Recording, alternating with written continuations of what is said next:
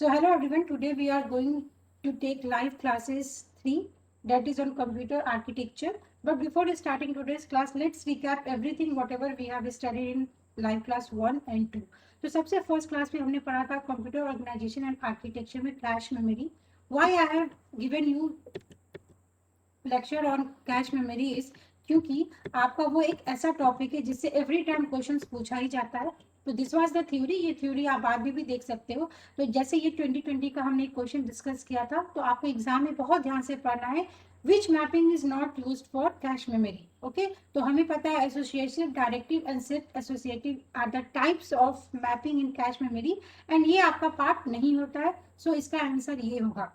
अब नेक्स्ट आपको ये समझना है कि ये जो 3 टॉपिक है इस पे आपको न्यूमेरिकल क्वेश्चंस यूजीसी नेट में पूछा जाता है, जिस पे मैं सेपरेट वीडियो बना के इसको एक्सप्लेन कर दूंगी. तो आपको इसका न्यूमेरिकल आना चाहिए, प्लस इसका थ्योरी भी आपको आना चाहिए. क्यों? क्योंकि थ्योरी पे क्वेश्चंस बहुत पूछे जा रहे हैं. First point. उसके बाद हमने यहाँ पे ये समझा था कि this diagram is very very very important. क्यों? क्योंकि पेपर 1 एंड पेपर 2 में आपको बहुत सारे थ्योरी क्वेश्चन बनते हैं. तो आपको ये समझना है, सिंपल सी बात है कि हम we are a computer science student, कि आपकी एक सेकेंडरी मेमोरी होती है जहाँ पे हम परमानेंट किसी भी चीज़ों को स्टोर करते हैं. Any information can be stored in the secondary memory in the form of permanent. Okay. उसके बाद प्राइमरी मेमोरी में आपका टेम्पोररी स्टोरेज एरिया होता है. Late us suppose if I am writing anything on this power point presentation, तो वो temporary store हो रहा है. जब तक कि मैं इस फाइल को सेव नहीं करूंगी तब तक वो मेरे पीसी में जाकर सेव नहीं होगा. ठीक है. उसके बाद ये आती है कि जब आप कंप्यूटर में कीबोर्ड की मदद से कुछ भी इंस्ट्रक्शन देते हो, let us suppose if I am writing your keyword, then it is the instruction I am providing to my computer system. मैं यहाँ पे एक पेन टैब के थ्रू यहाँ पे पीपीटी पे लिख रही हूँ. तो whatever instructions we are providing to our computer system, वो सारा आपका सीपीयू में होता है. क्यों? CPU is a controller. CPU के अंदर आपका सपोज अगर a+b का आपने प्रोग्राम बनाया तो वो भी सीपीयू के अंदर होगा. अगर आपने कोई भी लॉजिकल एक्शन परफॉर्म की, सारे ऑपरेशंस आपके सीपीयू में परफॉर्म होते हैं. अब बात ये आती है कि सीपीयू अपने आप में बहुत फास्टली एग्जीक्यूट करता है और प्राइमरी मेमोरी कहीं ना कहीं स्लो एग्जीक्यूट होगा. ठीक है. तो वट एवर इंस्ट्रक्शन, अब एक यूजर है, यूजर लेटर सपोज अगर गूगल पे जाके कोई साइट को सर्च कर रहा है एंड गूगल का पेज नहीं लोड हो रहा है, इट मीन्स कि कहीं ना कहीं सर्वर डाउन है. तो ऐसा सिचुएशन में क्या आएगा कि आप कहीं ना कहीं यहाँ पे ये सोचोगे कि what is the problem behind. तो हमारे पास एक कैश मेमोरी होती है जो एक इंटरफेस का काम करती है सीपीयू और प्राइमरी मेमोरी के बीच में, सो दैट कि जो स्पीड है, जो स्पीड का मिसमैच है, हम उसको क्या कर सके, टैकल कर सके. सो दैट कि वॉट एवर इंस्ट्रक्शंस, इन दोनों का स्पीड मिसमैच ना हो और आपका जो भी रिसोर्स है उसका यूटिलाइजेशन क्या होना चाहिए, हाई होना चाहिए. तो ये एक सिंपल सा डायग्राम है जिसका मैपिंग आपको समझ में आना चाहिए. उसके बाद इसी डायग्राम में इंपॉर्टेंट क्वेश्चन कई बार थ्योरी में ये पूछा गया है. क्या पूछा गया है कि जो प्राइमरी मेमोरी होता है इसमें जो हम हर एक ये जो ब्लॉक्स में डिवाइड, ये एक आपका इक्वल सेगमेंट्स में डिवाइड होता है. सेकेंडरी मेमोरी भी इक्वल सेगमेंट्स में डिवाइड होते हैं. सीपीयू में भी आपका डिवीजन होता है एंड कैश में भी डिवीजन होता है. तो वॉट एवर डिवीजन आप करते हो एक मेमोरी सिस्टम में, वो इक्वल डिवीजन होगा. करेक्ट. अब इक्वल डिवीजन होता है तो प्राइमरी मेमोरी के इक्वल डिवीजन को आप बोलोगे ब्लॉक्स, एंड सेकेंडरी मेमोरी के इक्वल डिवीजन को आप बोलते हो पेजेस. और यहाँ पे ये जो ब्लॉक्स होते हैं इसको आप फ्रेम्स भी बोल सकते हो. Both are same. उसके बाद बात ये आती है कि जब सीपीयू और कैश के बीच में आपका इंस्ट्रक्शन ट्रांसफर हो रहा है तो उसको हम बोलते हैं वर्ड्स. एंड जब कैश और प्राइमरी मेमोरी के बीच में आप किसी भी इंस्ट्रक्शन को ट्रांसफर करो, डाटा नोन एज ब्लॉक्स. ठीक है. इस पे कई बार थ्योरी क्वेश्चंस पूछा गया है, इसलिए मैं सिर्फ उसी पॉइंट्स को यहाँ पे एक्सप्लेन कर रही हूँ. उसके बाद इसके जब वीडियोस में डालूंगी तो आप इसकी प्रॉपर्टीज देख लेना. क्विकली मैं बस यहाँ पे ये बता देती हूँ, कैश मेमोरी एक रैंडम एक्सेस मेमोरी है. ये पेपर 1 का ऑलरेडी एक क्वेश्चन है. कैश मेमोरी एक वेरी हाई स्पीड मेमोरी होती है. तो आपको ये मेमोरी हायरार्की मालूम होना चाहिए, जिसमें मैंने हमेशा बोला है कि जो रजिस्टर होता है वो सबसे ज्यादा हाई स्पीड का होता है. इसकी स्पीड तो हाई है, इसका परफॉर्मेंस तो हाई है, बट ये बहुत कॉस्टली होता है. इसलिए हम फिर सेकेंडरी मेमोरी, रजिस्टर के बाद कैश होता है आपका, फिर प्राइमरी मेमोरी होता है, सो एंड सो. तो ये हायरार्की आपको मालूम होना चाहिए. ओके. उसके बाद हमें क्या देखना था, कैश मैपिंग टेक्निक्स, उस क्वेश्चन के बेसिस पे. तो we have direct mapping, full associative and KV associative. तो मैं इसका एक क्वेश्चन लेके इसको नेक्स्ट टॉपिक कल में भी, कल आफ्टरनून में मैं इसको कवर कर दूंगी. तो दिस वाज द आंसर. उसके बाद सेम चीजें मैंने यहाँ पे लिखी कि जब आपका डेटा ट्रांसफर होता है उसे वर्ड्स बोलेंगे, ब्लॉक्स बोलेंगे. तो you can read out here. Now let us come to the, हाँ, अब ये आज मॉर्निंग का था, मॉर्निंग में बहुत लोग क्लास नहीं अटेंड करते हैं, तो चलिए हम क्विक रिकैप कर लेते हैं। What is the high speed memory between the main memory and the CPU? तो फटाफट इसका आंसर बताओ। हाई स्पीड मेमोरी हमने क्या पढ़ा है? Cache memory. क्यों? क्योंकि स्टोरेज मेमोरी कुछ होता ही नहीं है, register is not a memory. Register memory बोल सकते हैं, बट ये और भी ज्यादा हाई स्पीड में हो जाएगा, और वर्चुअल तो अपने आप में एक मेमोरी है ही। उसके बाद जब डेटा फाउंड होता है आपके कैश मेमोरी में, उस प्रोसेस को हम बोलते हैं हिट, और जब डेटा आपको नहीं मिलता है उसे हम बोलते हैं मिस। तो हम लोग ये न्यूमेरिकल सॉल्व करेंगे, तो वहां पे आपको कैलकुलेट करना होता है hit ratio and miss ratio. तो जब हम वो टेक्निक्स पढ़ेंगे, डायरेक्ट, सेट, एसोसिएटिव, तो वहां पे इन सबको आपको कैलकुलेट करना होता है। ठीक है, तो मेरा ये एक और आपसे रिक्वेस्ट रहेगा कि आपको पेज रिप्लेसमेंट पॉलिसी, जो आपका ऑपरेटिंग सिस्टम का पार्ट है, जिसमें आप करते हो फर्स्ट इन फर्स्ट आउट और लास्ट इन फर्स्ट आउट और ऑप्टिमल पेज रिप्लेसमेंट, आपका ये आज का असाइनमेंट है कि आज रात में या कल मॉर्निंग में ये तीनों टेक्निक को आप देख लेना। क्यों? अगर ये टेक्निक आपको मालूम है, देन ओनली आप इसका न्यूमेरिकल लगा पाओगे। तो ये तीनों आपको आना चाहिए। इसके बाद ये अगेन आपका पेपर 1 का एक क्वेश्चन है, cache memory is implemented using dynamic RAM. तो ये फॉल्स है, ये स्टैटिक रैम के थ्रू इम्प्लीमेंट होता है। तो अब मैंने नेक्स्ट असाइनमेंट आपको ये दिया था, जो आप लोग नहीं करते हो, कि आपको स्टैटिक रैम और डायनेमिक रैम का प्रॉपर्टीज मालूम होना चाहिए, क्योंकि प्रीवियस ईयर के क्वेश्चन उठा के देख लो, आईसीटी में एवरी टाइम इससे क्वेश्चन पूछे जाते हैं। ओके, उसके बाद यहाँ पे बात आती है transfer between CPU and cash. तो सीपीयू एंड कैश की अगर मैं बात करूंगी, तो अभी बताया है क्या होगा, सीपीयू और कैश के बीच में आप क्या बोलोगे, उसको वर्ड बोलोगे। ठीक है, ये सेट ट्रांसफर और एसोसिएटिव ट्रांसफर कुछ भी नहीं होता है, और सीपीयू और मेन मेमोरी के बीच में आपका ब्लॉक ट्रांसफर होता है। तो ये हमने कुछ प्रीवियस ईयर कुछ हमने मल्टीपल चॉइस क्वेश्चंस देखा फर्स्ट क्लास के बेसिस पे। उसके बाद नवंबर 2020 में आपका ये क्वेश्चन आया था, तो मैं यही बताने की कोशिश कर रही थी। आपके 10 क्वेश्चंस कोवा के आए थे नवंबर 2020 में, जिसमें 6 to 7 क्वेश्चन आपका सिर्फ थ्योरी क्वेश्चन पूछा गया था, और 2 क्वेश्चन न्यूमेरिकल पूछे गए थे, एंड वो न्यूमेरिकल क्वेश्चन भी सिर्फ आपका फॉर्मूला बेस्ड था। तो आप इसको ना बोलते हैं डर को भगाओ, कोवा अपने आप में डिफिकल्ट सब्जेक्ट है, बट यूजीसी नेट में बहुत ही इजी क्वेश्चन पूछा जाता है। तो कृपया करके आप गेट के प्रीवियस ईयर क्वेश्चन के पीछे ना जाए, अपना फोकस यूजीसी नेट को पहले निकालो, फिर गेट तो अब अगले साल दोगे ना 2021 में, 2022 में, तो पहले नेट निकाल लो। फिर ऑब्वियसली अगर आपका मई में जून में रिजल्ट आ जाएगा, तो दुगनी मेहनत करना और फिर आप गेट भी क्वालिफाई कर लेना। उसके बाद यहाँ पे हम ये नेक्स्ट देखेंगे कि पाइपलाइन। सिंपली इस क्वेश्चन में ये पूछा गया है कि आपका सेगमेंट पाइपलाइन है, उसमें कौन सा ट्रू स्टेटमेंट होगा। तो हमने पाइपलाइन की सारी प्रॉपर्टीज मॉर्निंग में देखा था। पाइपलाइन का ये मीनिंग है, लेट अस सपोज कि जैसे हमें टी बनाना है, टी बनाने का एक प्रोसेस होता है। प्रोसेस ये होता है कि आप पहले गैस जलाओगे, फिर पानी डालोगे, चाय पत्ती डालोगे, so and so there are so many instructions जो आप एक एक करके एग्जीक्यूट करते हो। ऐसा नहीं होगा ना कि आप गैस नहीं ऑन करोगे, लेट अस सपोज आपने सब कुछ डाल दिया एक पतीले में और गैस ही नहीं ऑन किया है, तो क्या वो चाय बनेगा? नहीं बनेगा। It means there are so many instructions, and हर एक इंस्ट्रक्शन को एग्जीक्यूट होने के लिए उसको ऑर्डर में एग्जीक्यूट होना बहुत ही इंपॉर्टेंट है, एंड वो ओवरलैप्ड मैनर में एग्जीक्यूट होते हैं। ओवरलैप्ड मैनर का ये मीनिंग है कि एक एग्जीक्यूट हो रहा है, लेट अस सपोज आपका पानी खोल रहा है, तो साथ में आपने क्या किया, चाय पत्ती डाला, फिर पानी थोड़ा और साथ में आपने अदरक डाला, फिर मिल्क डाला, जो है सो एंड सो प्रोसेस है, तो वो एक साथ एग्जीक्यूट हो रहा है। ठीक है, तो this is known as pipe planning. अब पाइप प्लानिंग का कॉन्सेप्ट क्यों आया? क्योंकि this all are previous year question आपको ये पूछा जाता है यहाँ पे कि आपका एक सीपीयू है, उसकी परफॉर्मेंस को कैसे बढ़ाएंगे। तो लेट अस सपोज अगर अभी आपके पास i3 प्रोसेसर है, आपको पता है कि आपका काम इस प्रोसेसर से नहीं चल रहा है, तो आप i5 परचेस करने जाओगे, या फिर आप एप्पल का लैपटॉप लेने जाओगे, है ना। तो आप एप्पल का लैपटॉप लोगे, तो ऑब्वियस सी बात है आपके पास एटलीस्ट 1.5 लाख होना चाहिए। तो हम क्या करेंगे, या तो हमारे पास पैसा है तो हम हार्डवेयर को इम्प्रूव कर लेंगे, या हम क्या करेंगे, जो भी हमारा सिस्टम है उस सिस्टम में हम कुछ ना कुछ ऊपर नीचे करेंगे, सो दैट कि उसकी जो परफॉर्मेंस है वो इनहेंस हो जाए। तो ऑब्वियस सी बात है, कौन सा ऑप्शन सेलेक्ट करोगे, सेकंड वाला ऑप्शन। क्यों? क्योंकि हमें ज्यादा खर्चा नहीं करना है।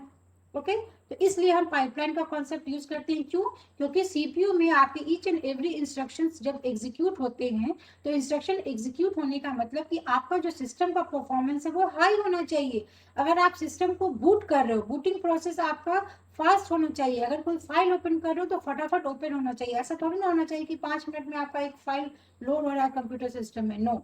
तो these are the benefits of pipeline. तो उसी चीज को हमने यहाँ पे लिखा है।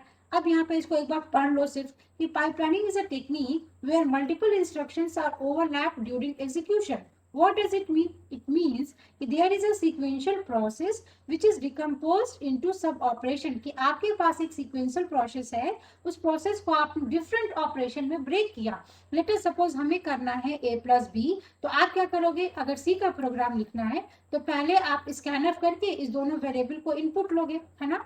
उसके बाद आप क्या करोगे? a प्लस बी में कुछ वैल्यूज लोगे और सिंपली सपोज हमने टेम्प में डाला और हमने यहाँ पे प्रिंट करा लिया टेम्प को। तो ये क्या हो रहा है कि आप स्कैन ले रहे हो, फिर इसका कैलकुलेशन परफॉर्म कर रहे हो, फिर डिस्प्ले कर रहे हो। क्या ऐसा पॉसिबल है कि आप प्रिंट कर दे टी को और लेटर सपोज अगर यहाँ पे 2 और 5 हमने असाइन किया तो आपको क्या यहाँ पे 7 वैल्यूज मिलेगा? यस और नो? मैं बहुत फास्ट तो नहीं पढ़ा रही हूँ, बता देना मुझे कमेंट सेक्शन में। Everyone is able to understand ना? I'm not going so fast. तो यहाँ पे 7 हमें नहीं मिलेगा। क्यों नहीं मिलेगा 7? क्यों नहीं मिलेगा 7? क्यों? क्योंकि ऑब्वियस सी बात है, आप 7 कैसे लोगे? अगर आपने इस वेरिएबल को इनिशियलाइज नहीं किया तो आपको आउटपुट नहीं मिलेगा। इसीलिए इंस्ट्रक्शन को आपको सीक्वेंशियल प्रोसेस में एग्जीक्यूट करना होता है और उसको आप सब ऑपरेशंस में डिवाइड करते हो।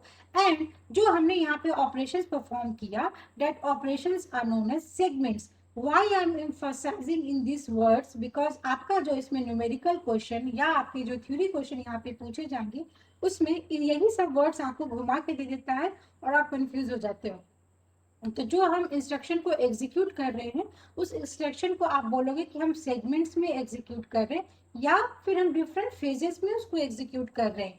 और जो आप ऑल सेगमेंट्स में ऑपरेशन परफॉर्म करते हो उस ऑपरेशन को हम बोलते हैं एक टास्क।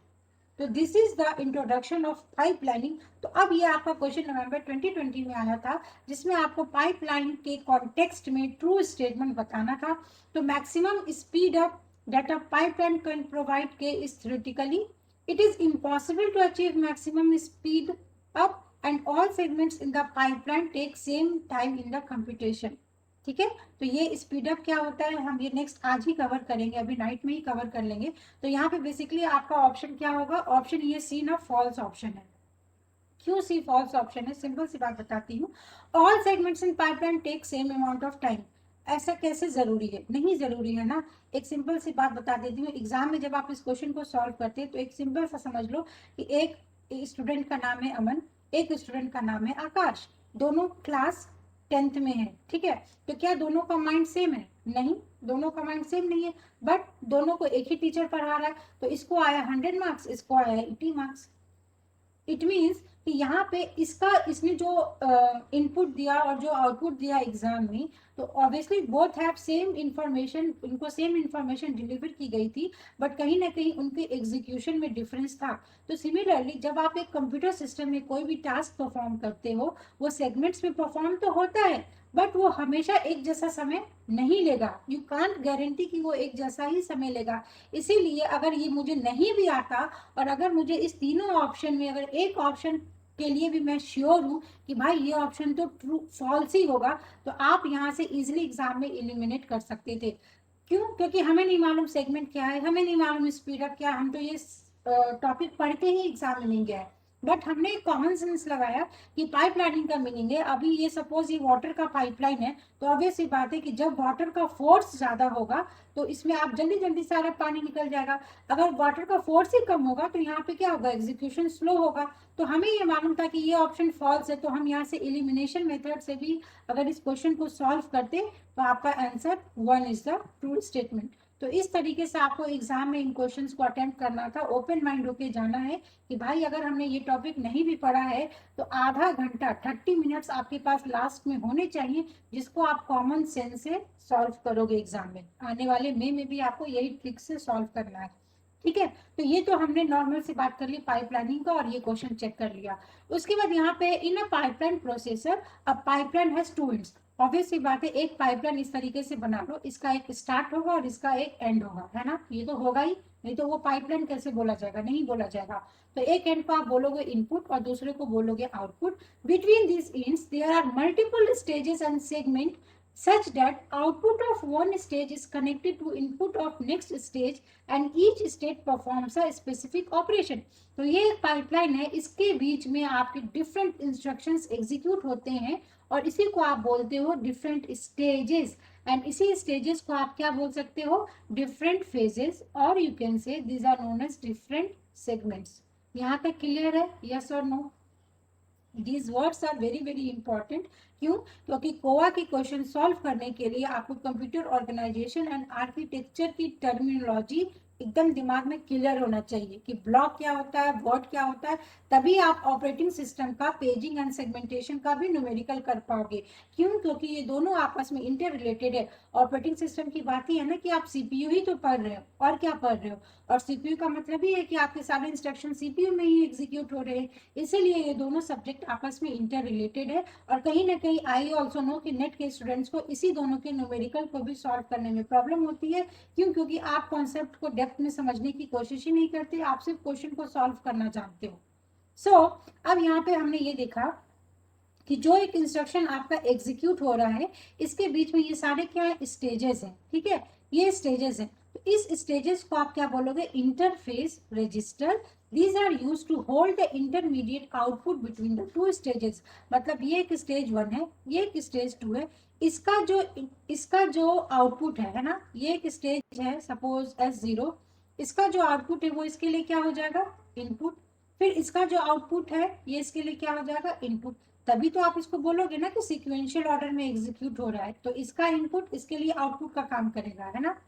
तो इन दोनों स्टेज के बीच में कुछ आपका जो इंटरमीडिएट आउटपुट होता है उसको हम होल्ड करते हैं एक बफर में, and that buffer is known as latch, और you can say that buffer is known as interface register. तो this was the question of ISRO, जो आपके थ्योरी में क्वेश्चन पूछा गया था कि एक पाइपलाइन है, पाइपलाइन के डिफरेंट स्टेजेस हैं, स्टेजेस के बीच में हम एक इंटरमीडिएट बफर एरिया को यूज करते हैं, तो वो उस बफर एरिया का व्हाट इज द एक्रोनिम। तो आंसर क्या हो जाता है, इंटरफेस रजिस्टर। इसलिए मैंने बहुत ही सेलेक्टेड लाइन ही इस पावर पॉइंट प्रेजेंटेशन में रखा है। Now all the stages in the pipeline along with the interface register are controlled by a common clock. Again, this is the previous year question, and this question was comes in the true and false statement. True और false statement में question किस तरीके से आया था, तो यहाँ पे हमने ये पाइपलाइन बनाया। ठीक है, इस पाइपलाइन में ये स्टार्ट है, ये एंड है, इसके बीच में काफी सारे आपके स्टेजेस होते हैं। तो इन स्टेजेस को कंट्रोल करने के लिए आप एक कॉमन क्लॉक पल्स देते हो, हमेशा एक कॉमन क्लॉक पल्स देते हो, तभी तो आप सबका परफॉर्मेंस चेक करोगे ना। परफॉर्मेंस चेक करना, चलिए रियल वर्ल्ड एग्जांपल से समझ लो कि अगर 10th का एग्जाम होगा तो सबका एक ही टाइम पे एग्जाम होता है। अगर मैं एक बोर्ड की बात करूँ, सीबीएसई की बोर्ड की बात करूँ, तभी तो आप इवेलुएट करते हो ना कि भाई एक ही टाइम पे एग्जाम हुआ, तो what is the performance of different schools. Similarly आपका ये पाइपलाइन है, पाइपलाइन में हमने एक क्लॉक पल्स पे ये देखा कि इस पूरे सिस्टम का क्या बिहेवियर है। तो यहाँ पे एक कॉमन क्लॉक होता है, डिफरेंट क्लॉक नहीं होता है। तो this was 2 previous year questions in this slide. Now हमने पाइपलाइन को कवर किया। अगेन ये आपका डिस्ट्रीब्यूटेड सिस्टम पे एक क्वेश्चन था, इसका आंसर बताइए। In a distributed system, the capacity of a system to adopt the increased service load is called what? These are property based question, and this question can be related with software engineering also, or DBMS. DBMS का part है आपका distributed system. What will be the answer?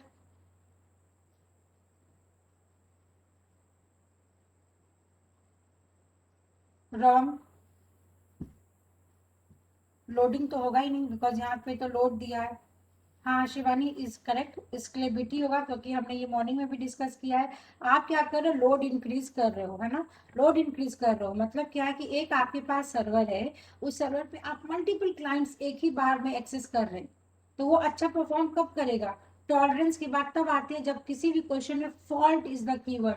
किसी भी question में अगर यहाँ पे कोई भी फॉल्ट से रिलेटेड कुछ भी लिखा होता तो आपकी प्रॉपर्टी हो जाती टॉलरेंस। बट यहाँ पे फॉल्ट नहीं पूछा है, आपको ये पूछा कि आप वो एडप्ट कर रहा है। एडॉप्ट करने का मतलब कि आप फ्यूचर में कितना भी लोड बढ़ाते चले जाओ पर उसका परफॉर्मेंस अच्छा है। इट मीन्स आप क्या कर रहे हो, स्केलेबल कर रहे हो, है ना, उसको बढ़ा रहे हो।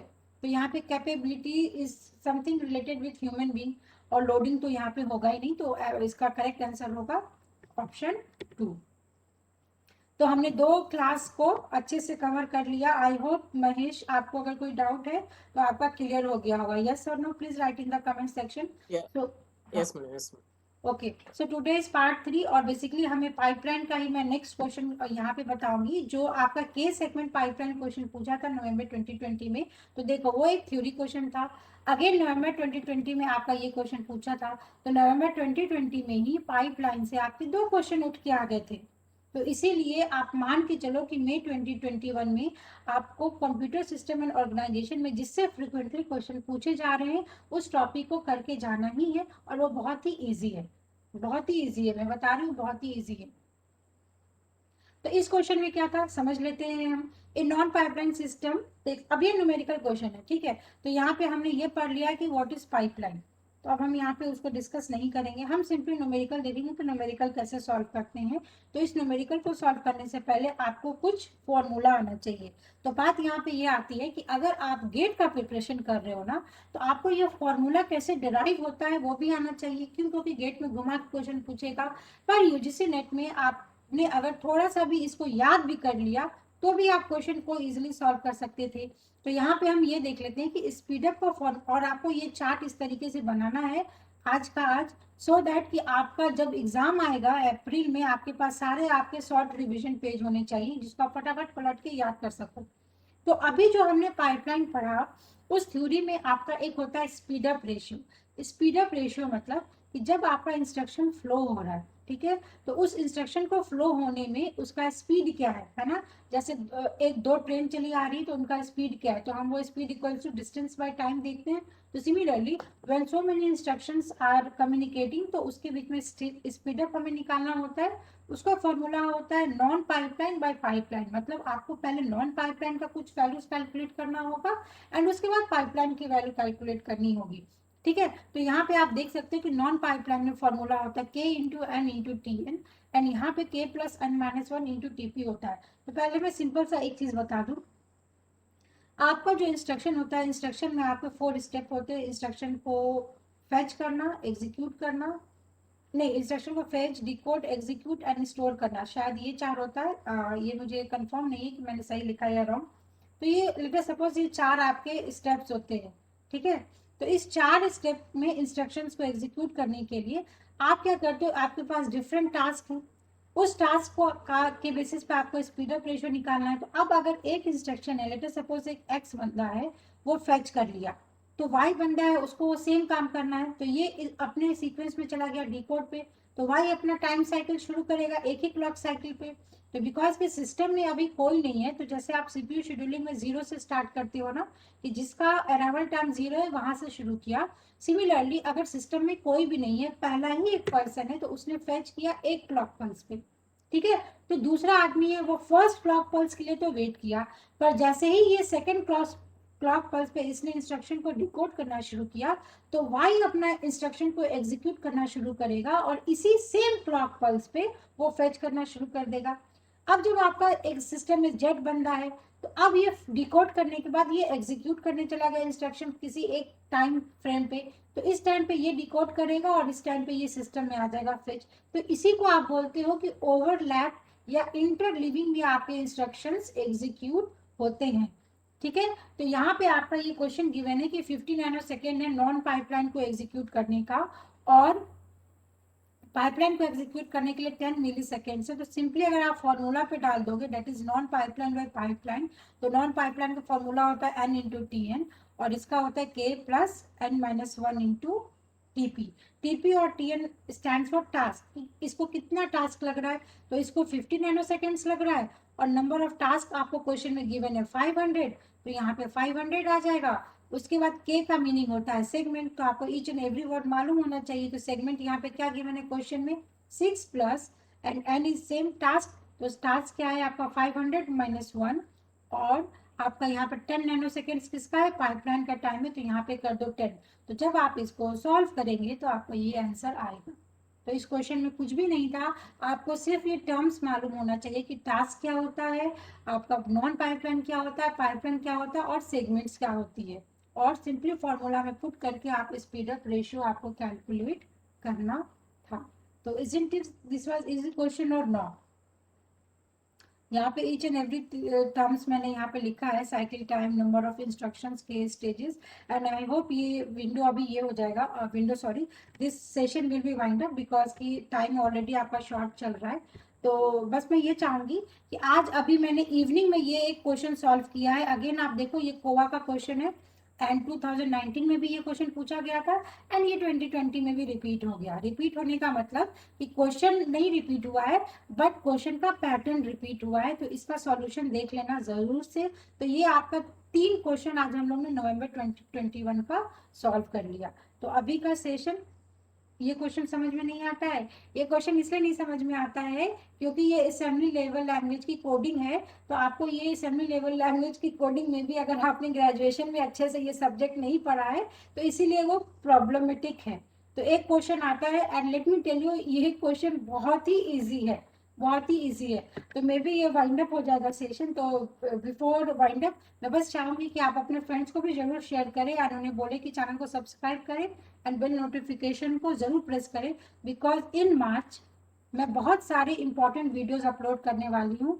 ठीक है, एंड अगर आपको नोटिफिकेशंस के लिए, तो मुझे पता है कि आप लोग सब ग्रुप में ज्वाइन हो तो आपके लिए नहीं है वो चीज़, पर अगर कोई बंदा इसको ऑफलाइन चेक कर रहा है तो आप डिस्क्रिप्शन बॉक्स में जाकर इस टेलीग्राम चैनल को ज्वाइन कर सकते हो और व्हाट्सएप में भी आ सकते हो।